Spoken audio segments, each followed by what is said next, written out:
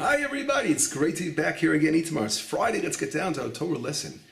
This week's portion, Parashat Bo, is the completion of the 10 plagues. It begins with last week with 7 plagues, this week 3 plagues. What are these plagues all about?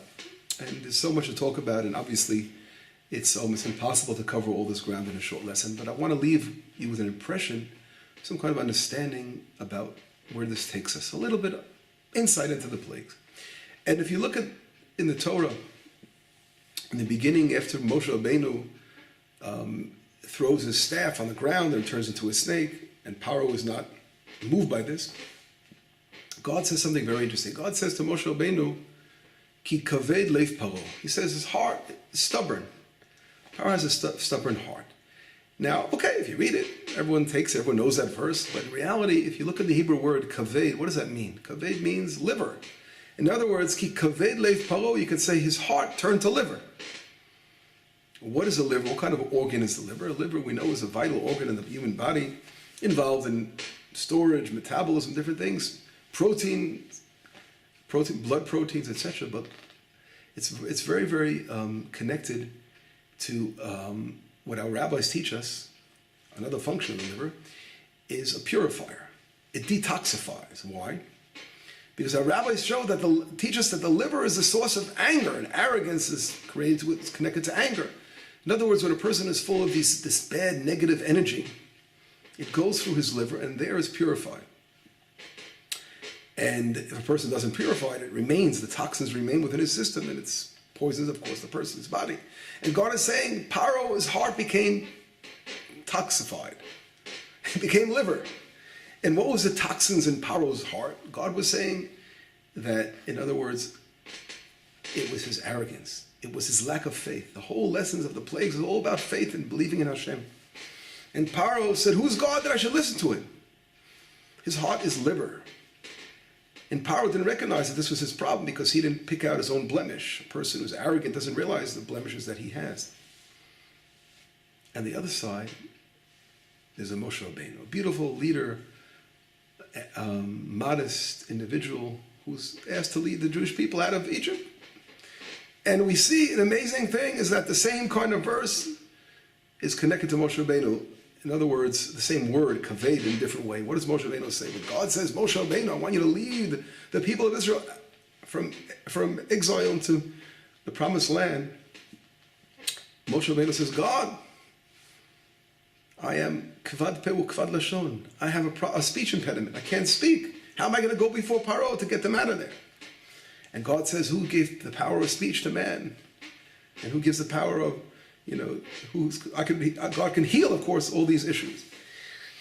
Moshe Rabbeinu, the same word is mentioned with him, but here it's used in a word as he's recognized his own blemish. He says, I have a problem. I can't speak well. In other words, he realizes that's modesty when someone recognizes that he has problems and he needs help. That's Moshe Rabbeinu. And God gives him this staff, and he says, this staff, what do you have in here? Throw it down on the ground. He goes, the people of Israel believe you. He was worried Israel wasn't going to believe him as well. So the staff was God going, a staff has different meanings in Hebrew. It could mean, the staff is mentioned sometimes as a rod of support. It could also mean a rod of leadership or importance. Mateh could also mean a tribe or a scepter, reflecting kingship. So Moshe Rabbeinu needed the rod. He relied on the rod of God. God says, don't worry. And he's giving him this rod to hold on to. And this rod is a very famous rod. If we go back in the beginning of time, when it talks about creation of the universe, it says that our rabbis bring down in the Mishnah that there were 10 things that were created in twilight, which means right after the 6 days of creation, man was created on the 6th day, there was still something that came in, 10 things. And one of them, we can't talk about all 10 now, one of them was the rod of Moshe Rabbeinu. But that same rod of Moshe Rabbeinu was going to be the rod of Messiah as well. And that was created in twilight, between day and night of the 6th day before Shabbat. And I always ask myself, why? What could be the meaning? Why did it have to be created then? And I think the answer is that after man was created on the 6th day and he sinned, right away he needed something to rectify. And that was that staff was one of them to lean upon, the rod. It's brought down in our sources that this rod was very special. It had First of all, it was made out of, according to an opinion, it was made out of stone, out of sapphire stone.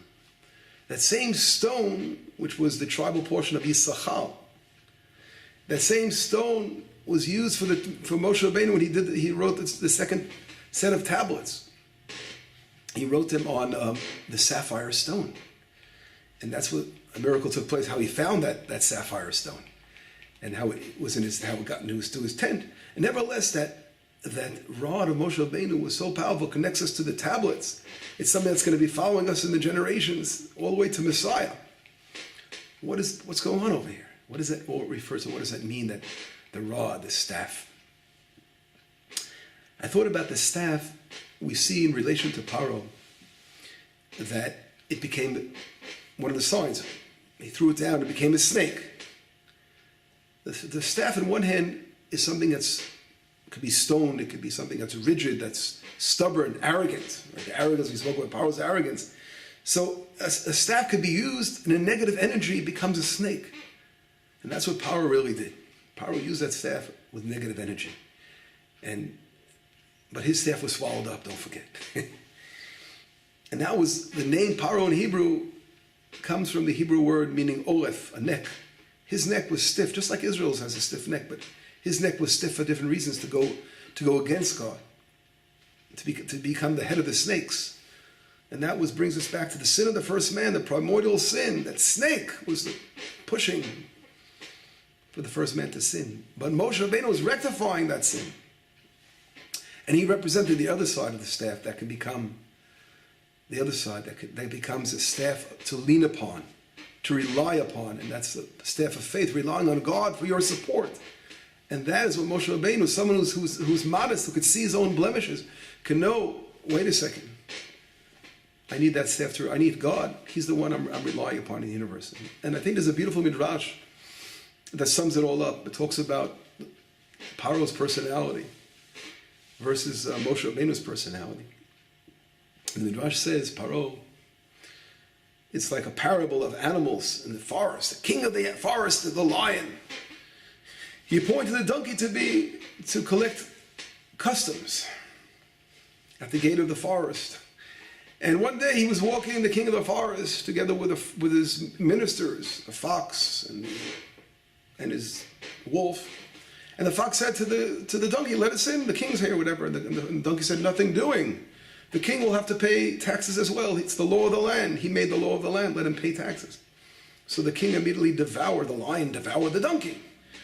And after the donkey was devoured, the king says to the fox, I want you to take out the organs and put them in order. And the fox is organizing these different organs. Look, this is a little graphic, I'm sorry. And then when he gets to the heart, the fox can't resist and eats the heart of the donkey. When the king comes afterwards, the lion, to see what's going on, he goes, where's the heart? So the fox says, wait a second. He never had a heart. How could he have a heart if he wanted to charge the king of the forest that is giving him the power to be the minister of customs, to charge entry into the forest? He doesn't have a heart. This donkey never had a heart. And the midrash says, this is exactly who Paro was all about. Paro never had a heart. His heart was stone, we said. It was the liver. Because he didn't recognize, and he didn't rely on God. He relied on himself. He said, I am God. He called himself a God. He relied on the Nile River. Some people say he believed in the Nile. Some people say he created the Nile, Paro said about himself. In other words, his whole being of Paro represents the arrogance of the world, the dark side of the universe. And in reality, we see something, how powerful is that Paro, when he turned his heart into a liver. What is a liver? A liver is just a clump of blood in reality. That's what all the blood goes through. And that's why in Jewish law, a person can't eat liver without roasting it, because he can't get the blood out. Otherwise, regular meat, you have to salt and remove the blood. Blood is not kosher, but it could be roasted on the fire. If it's a liver, it should be roasted on the fire. In other words, what does that mean? That blood, the liver really represents that blood of anger that should be purified.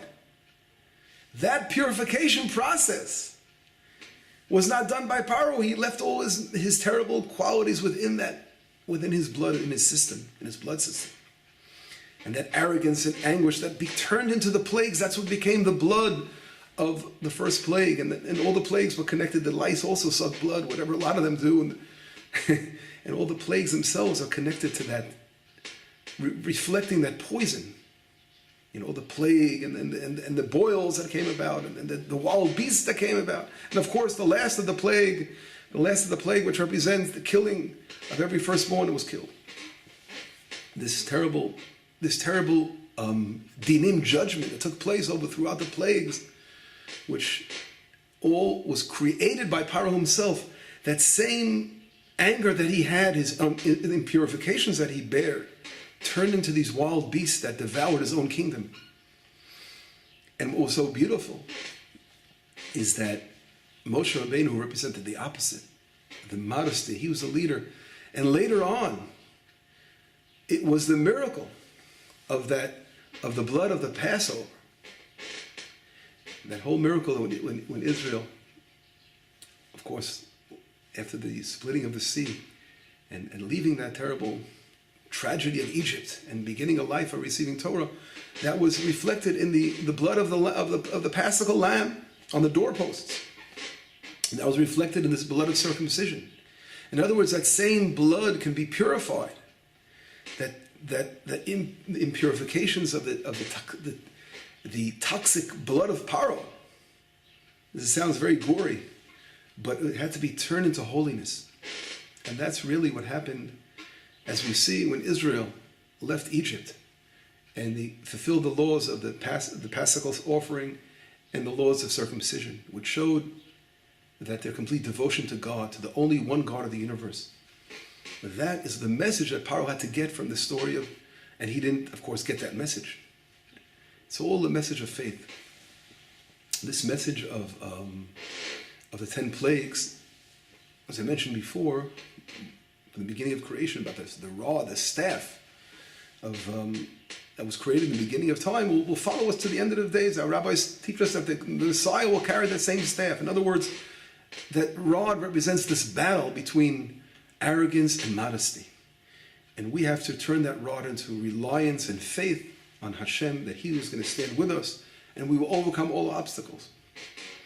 And I think if we take this and try to apply it, as we always do, to what's going on today, this week, we had a terrible tragedy here in Israel, where a community, a beautiful, thriving community, was dismantled here in Israel. At the same time, the government of Israel authorized thousands of homes to be built in Judea and Samaria. So we see light and darkness. We're seeing a battle over here against the evil forces that are trying to push the destruction of building the land. And the other side, we see the light, because there is so much light here. We're heading towards the staff of Messiah here in the land of Israel. But we have to always rely on Hashem for faith, and knowing that Hashem is behind the scenes. He's here with us, and we have to rely on Him. And that's really the message of these plagues. That's the message of these plagues, which are only they only come from the evil in the world become plagues. But when there's goodness in the world, you take that same plague and you turn it into goodness in the world. You channel that energy into positive energy. And that's what we have to learn to do. And that's really a great, deep message behind these plagues. But anyway, it's a beginning. This is a long lesson that we have to spend more time doing. But God willing, we will continue this and have a wonderful Shabbat. And let it be a beautiful Shabbat for all of us. And we'll hear very good news very soon. Shabbat Shalom, B'sorot Tovot, Yeshuot v'Nechamot.